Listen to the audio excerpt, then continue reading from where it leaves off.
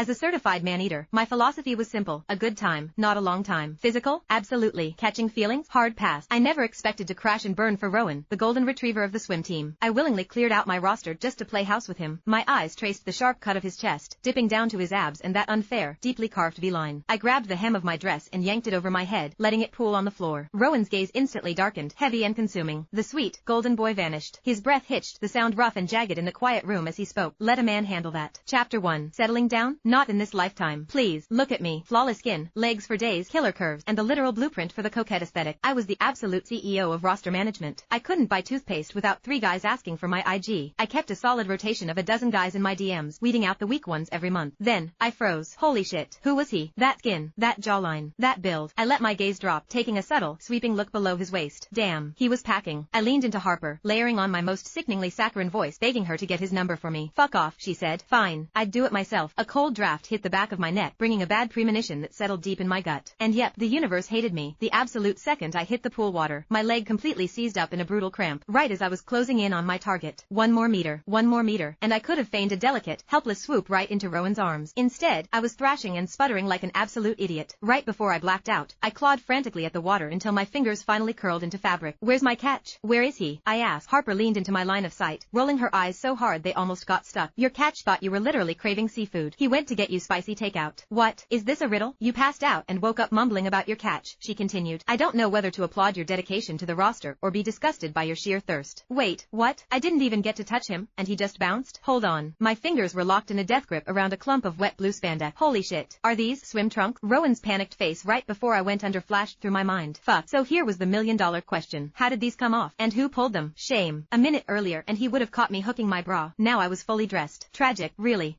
Hi. Rowan stared firmly at the linoleum floor, refusing to meet my eyes as he shoved a takeout bag onto the bedside table and pivoted toward the door. Like hell I was letting him walk out. I stretched my long leg out, blocking his exit. You go to state, right? A dark flush crept up his neck. God, he was cute. Technically, I'm your upperclassman, I added.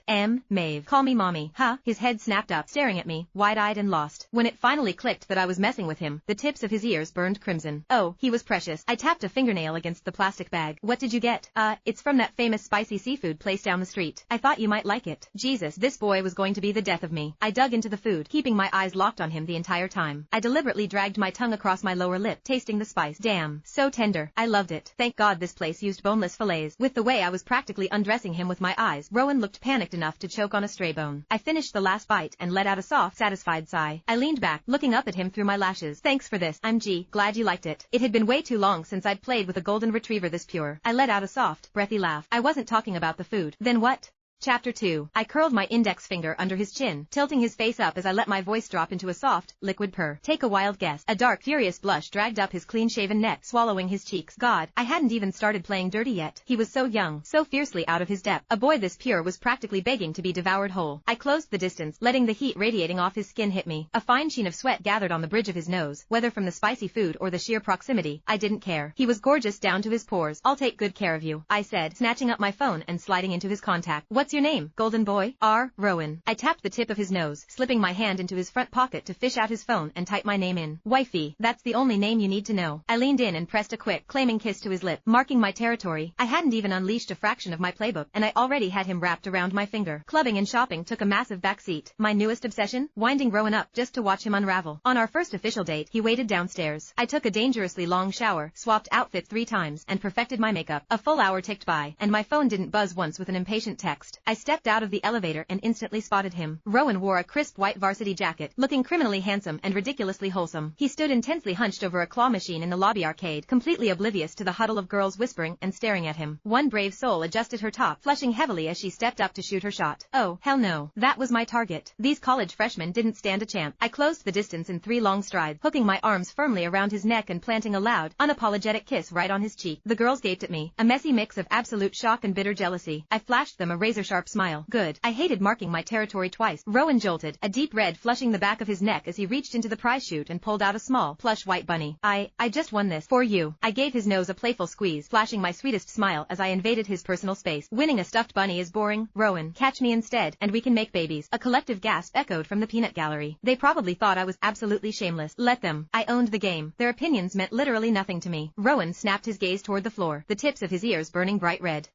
What do you want for dinner? I closed the gap, my lips brushing the sensitive shell of his ear as I exhaled a warm breath against his skin. "You're on the menu." The sheer panic in his chest hitching against mine gave me an absolute rush. Satisfied with my handiwork, I finally stepped back. We hit up a Korean barbecue spot, and I didn't lift a single finger the entire night. A strategic pout, and my sweet boy meticulously grilled the brisket, slicing it into perfect, bite-sized pieces and placing them directly onto my plate. He even arranged the dipping sauces in a neat little semicircle around my chopstick. The green flag energy was blinding. With how sweet and attentive he was being, I fully intended to spoil him rotten. We finished dinner just past 9. Perfect timing. I successfully lured him back to my apartment, fully planning to lock the door, strike while the iron was hot, and end the night tangled in my sheet. Except, the second my hand slid under his shirt, he completely froze up. He caught my wrist, his pulse hammering wildly against my palms as he stammered that we were moving way too fast. Fine. He was too damn cute to push. I could let him survive another day or two. It was clearly his first rodeo, and I could afford to be merciful. Besides, the best meals require slow, agonizing anticipation.